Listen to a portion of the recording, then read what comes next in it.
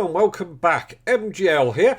Right, so we're going to be continuing with the Unit 305 Cold Water Systems, but we are moving on to Learner Outcome 1.3. So we're still looking at the water supplies and water qualities. Remember, if you are enjoying this video and you found it useful or helpful, please remember drop a like, leave a comment and even hit that subscribe button and help support the channel. Right, so let's have a look-see. By the end of this session, learners will be able to describe the two main types of water supply to dwellings and how they are regulated. So, as I say, this one's only going to be a short video, so it's going to be nice and easy. But it may involve some drawing, because I do ask sometimes if you're studying to draw the images. Okay, let's move on. So, there are two types of water supplies within the UK. We have number one, water supplied by an authority. This is known as the water undertaker under section 67 of the Water Act. And then the second one is a water supply from private sources such as borehole, rivers and streams.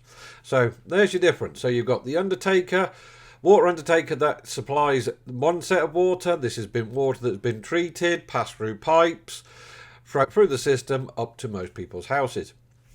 And then we have the private water supply, which basically supplies one property. And this could be from the borehole, river or stream. The Water Act 2003 is enforced by the Environmental Agency. So please remember that one, because sometimes in the exams it asks you who enforces these regulations. So it's the Environmental Agency.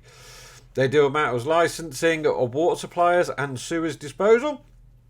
The government produced two documents to regulate the supply types, which are, so the first one that you have to remember is the Water Supply (Water Fittings) Regulations 1999. So again, please make a note of that one. This one comes up in exams and they tend to ask you who is involved, and they change the dates sometimes in some of the questions. So when it's multiple choice sometimes, so you look at them, you're looking for 1999. And then the next one that we have is the Private Water Supplies of England Regulations. And this was done, well, just recently been updated in 2016. So again, make a note of these.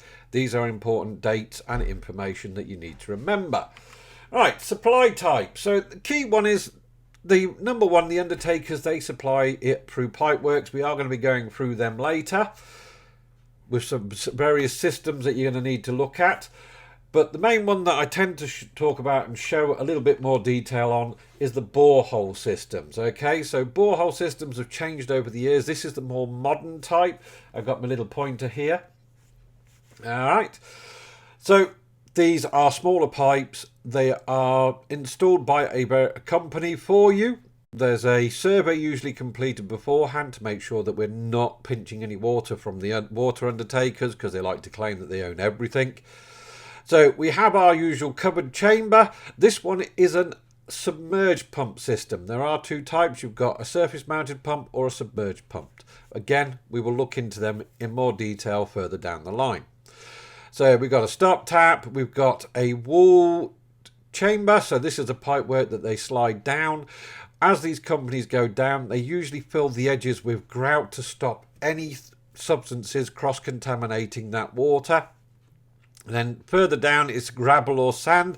This again is just to let filters the water slightly, so it stops any more debris coming through. And then you got your rising mains coming up. This is on your submerged pump. This is a blue pipe that comes from the top, and there's usually a rope there as well that holds that pump in place, and then that is your submerged pump. So nice and easy. I would recommend though that you do draw this out and label it, because it may come up in exams and they'll ask you some questions about this.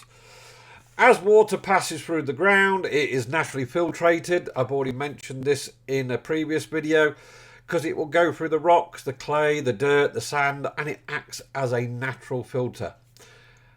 This usually means that the water is very clean or pure, so you don't have to filter it or clean it as much.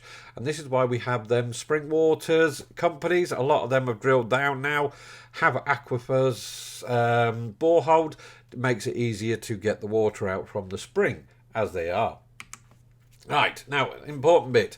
Because boreholes are classified as private water supplies, they are not subject to the Water Supply Water Fittings Regulations 1999. The borehole isn't. The fittings inside the house technically aren't either, but you do use the same regulations for inside the house. The borehole system is its own thing. It is an offence to cross-connect the water from a borehole with water from an undertaker's mains. This is all due to cross-contamination. And we will be covering that in a bit on the next videos. So we don't want to mix the two waters, because there may be that water that you are getting the water from isn't as clean as the water that the undertaker has. So you have to be careful. Right. That's it. That's your key bits done. I'm going to move my little pointer so it's not in the way. As I said, very short video. Remember, if you have any questions, please leave them in the comments below. If you have enjoyed this and found the video helpful, please remember to drop a like, leave a comment, and even hit that subscribe button to help support the channel. Remember, if you have any questions, leave them in the comments below. But for now, I will catch you in the next video. Bye bye.